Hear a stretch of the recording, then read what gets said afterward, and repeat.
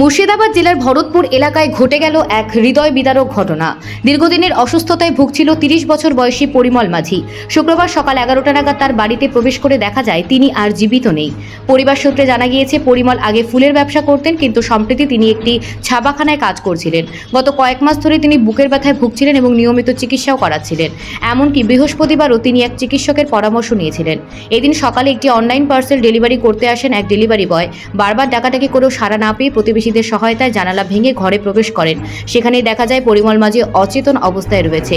তাকে দ্রুত ভরতপুর গ্রামীণ হাসপাতালে নিয়ে যাওয়া হলেও চিকিৎসকেরা কান্দি মহকুমা হাসপাতালে স্থানান্তর করে, কিন্তু পথেই তার মৃত্যু হয়। পরিমলের মা জানান, তিনি মাত্র 10 মিনিটের জন্য বাড়ি থেকে বাইরে গিয়েছিলেন। ফিরে এসে ছেলেকে তার জীবিত অবস্থায় দেখতে পাননি। দীর্ঘদিনের অসুস্থতার কারণেই তার এই অকাল প্রয়াণ বলে মনে করছেন পরিবার ও প্রতিবেশীরা। এই ঘটনা এলাকায় শোকের ছায়া নেমে এসেছে।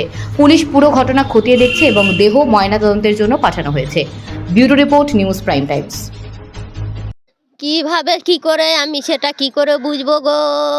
ওকে এসে তো ওই রকমই দেখছি গো। তারা আপনার সঙ্গে শেষ কথা কি হয়েছিল? কথা মতা সেরকম, ও ঘরের ভেতরে শরীর খারাপ, উঠলো, মুড়ি খেলো, মুড়ি দিলাম, খেলো। ভাঙনেটা বললে সিরিয়াল দেখবো, এই কার্টুন দাও, বললে তুই বাইরে বস, কার্টুন দেখতে হয় না সব সময়তে। তার ঘরে ওই মনে প্ল্যান ছিল না কিনি জানি না, ঘরে ঢুকতে দিল না কো। আমি ঘাট থেকে এসে দেখছি ঘরে বসে থাকতে বলেছি, ঘরে এসে দেখছি দরজা লাগিয়ে দিয়েছে গো।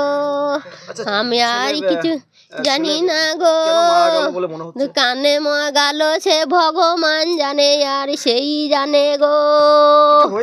আমি কিছু ওইটাই তো শরীর খারাপ বলছি তো। এবার তার ভেতরে ওর কি মনের কষ্ট বললো, আমার বুকে লাগে, বুকে কষ্ট হয়েছে গো। তার ভেতরে কি করে জানবো গো? ডাক্তার কবে থেকে দেখাচ্ছিল? ডাক্তার অনেক কদিন দেখিয়েছে গো, কালও দেখিয়ে এসেছে।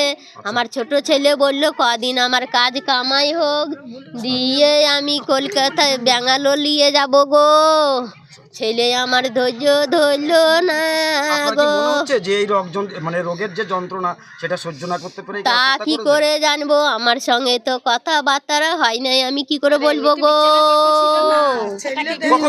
আপনি কখন দেখলেন? আমি এসেই তো ঘাটে থেকে এসে দেখেছি গো। 5 মিনিট কি 10 মিনিট হবে গো। কিভাবে বুঝতে পারলেন যে ও গলা দড়ি দিয়েছে? কি ধারে ঘরে ঘর লাগানো ছিল, ঘর ভাঙলো, জানলা ভাঙলো, তবে তো বুঝতে পারা গেল গো। মানে ডাকাডাকি বা কিছু একটা করেছিলেন, বা কি করে জানলেন যে ঘর লাগানো আছে? ঘর লাগানো আমাদের ঘরে এমনি করে ছেলেরা থাকে, ঘর লাগানো থাকে, ওরা ফোন করে, বসে থাকে, টিভি দেখে, তাই জানি গো। ওনাকে ওর ফোন নাম্বার ছিল না? তা কি করে জানবো? ওদের কাছে ফোন মন থাকে, আমাদের সেসব কি করে জানবো গো? আমি ওসব বলতে পারবো না গো। আমার নাম ক্ষান্ত মাঝি গো, ছেলের নাম পরিমল মাঝি গো, আমার ছেলে ওটা গো। আমি জানতাম আমার এই পুজোর পর থেকে একটু কম খেত, কম খেত। তো বললাম আরে কী হয়েছে? বলছে আমি রোগ আমার রোগ হইলে আমি দেখাচ্ছি। তা বল আমাকে, কারোর মানুষ তো রোগ হইলে পরে সবাই বলে, মা বাবাকে বলে যে দেখাবো না, আমাদের রোগ হয়েছে আমি দেখাচ্ছি তো। দিয়ে বাস যা ছিল থাকতে এই 4 দিন দশেক আগে একবার গেল বর্ধমান গিয়ে ডাক্তার দেখিলাম। আমি কিন্তু যাই না, ডাক্তার দেখাতে কিছুই যাই না। তা আমাকে ভোরবারে বেরিয়ে গেলাম, কিছু বললাম না, ওরা হয়তো কোনো কাজে গেছে। দিয়ে সন্ধ্যা লাগলো, ওনার কোথায় গেলে বলছে ডাক্তার দেখাচ্ছে। আমার কী হয়েছে? বলছে শরীর খারাপ। ঠিক আছে। দিয়ে 3 দিন বাদে এই অমাবস্যা, এই পূর্ণিমাতে মামা বাড়ি গেল। আমি কোথায় গেছি? বলছে ভুল করে গেছি, ভাইয়ের কাছে মোটরসাইকেল দিয়েছে। দিয়ে ওইখানে বোধহয় কাঁটায় শরীর খারাপ হয়েছে, দিয়ে কাঁটায় হাসপাতালে ভর্তি করেছে। আমি কিন্তু জানি না। তারপরে ওর ভাইকে ফোন করে, মামারা ফোন করে, দিয়ে যাই, ওর ভাইয়ের বন্ধু যায়, দিয়ে নিয়ে আসে। আমাকে ছোটো ছেলেটা বিকালবেলা এসে বললো যে দাদার এই হয়েছে, ভর্তি হয়ে আছে।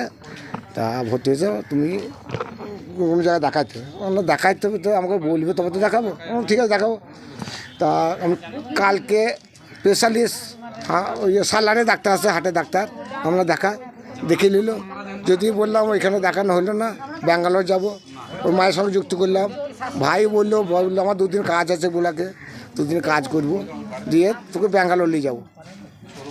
দিয়ে বাস কালকে ডাক্তার দেখে এসে বলছে, আমরা কী হলো রে, তা বলছে কোনো ডাক্তার বলছে কোনো প্রবলেম নাই, তোমার কোনো রোগ নাই, তুমি যা মন তাই খেতে পারো। বলছে আমার বুকে ব্যথা করছে, অথচ আমার ঠান্ডা লেগে আছে, শ্বাসকষ্ট হচ্ছে, অথচ বলছে বুকে আমার রোগ নাই। দিয়ে এই পর্যন্ত কথা হলো। দিয়ে আমার ছোটো ছেলেটাকে বললাম তাহলে তুই এস চক্রবর্তীকে দেখালি। দিয়ে এস চক্রবর্তীর কাছে বলাই গৌর বলে নাম, ওর কাছে দিয়ে নামও লিখিয়েছে। দিয়ে বাস সকালবেলায় সন্ধ্যাবেলা সব আমরা যা কাজ মাজ করি সেই কাজটা করলাম। দিয়ে ওর মা বললো খাবি, বললো আজ শরীর খারাপ করছে, খাবো না, দুটো রুটি গেছে খাবো না। আমরা বললাম বেশ, তাহলে যদি না খাই তাহলে ছেড়ে দাও। দিয়ে শুয়ে পড়লাম, আমরা সব শুয়ে পড়লাম, আমার লাভ গেলে আমরা সব শুয়ে পড়লাম। দিয়ে সকালে উঠে সবাই 7টার সময় কাজ চলে গেছি। বাস আমার মা শরীর খারাপ, চা বিস্কুট দিলাম, শরীর খারাপ করে আমি চলে গেলাম কাজে। 2 কাপ ধান নিলাম, ওই আমাদের মন্দিরে ধান নিচ্ছে, 2 কাপ ধান নিলাম, দিয়ে কাজে গেছি। খাওয়া দাওয়ার 11:30টার সময় তখন বলছে তোমার ছোটো বড়ো ছেলের শরীর খারাপ, মালিক ফোন করছে তোমার ছোটো ছেলে বড়ো ছেলের শরীর খারাপ, তুমি তাতে হসপিটাল যাও।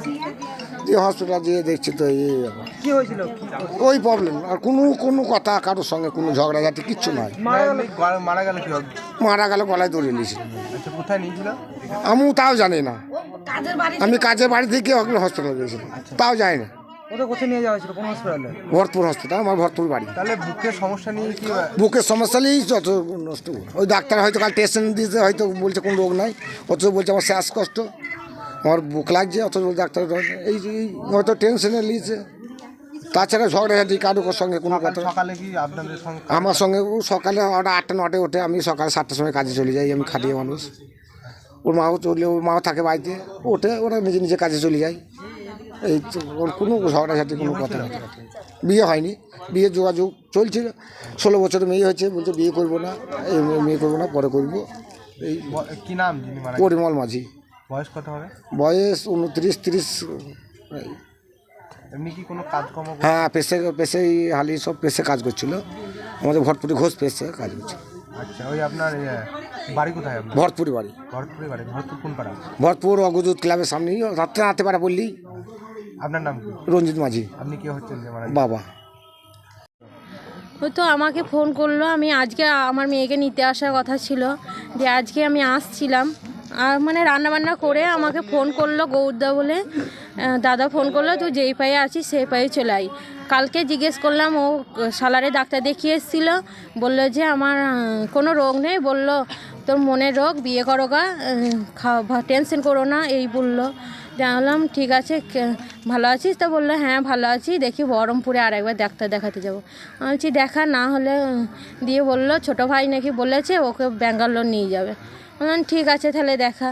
দিয়ে ওই বলে বাবা মা সব এক জায়গায় আছে। আমি বললাম কী খেলি? তা বললো আমার মেয়ে আছে ওখানে। দিয়ে বললো এই মিষ্টি ঠোঙা বানাচ্ছি। আমি বলছি কী? তা বললো এই মামা আমরা সবাই ঠোঙা বানাচ্ছি।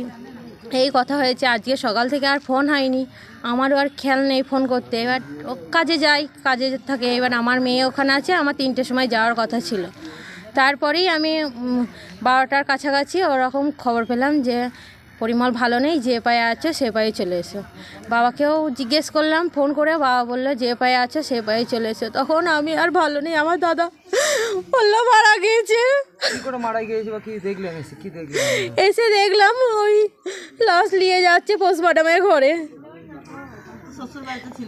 আমি মারা গেল বা কিছু শুনলেন এখানে এসে? এখানে শুনলাম হয়তো গলায় দাগ দেখলাম, ও হয়তো কিছু নিয়েছিল, মা ছিল না, মা সার্ফ কাচতে গেছিলো, আমার মেয়ে বাইরে খেলা করছিল। গলায় দড়ি দিয়ে কি মারা গেছে তাহলে? এখন বুঝতে পারছি না, ওটাই হবে। ও একলা ছিল ঘরে, বাড়িতে ছিল। কি নাম? টেনশনে পরিমল মাঝি। আমার নাম সরস্বতী হাসদা। কে হচ্ছেন আপনি? আমি ওর বোন হচ্ছি।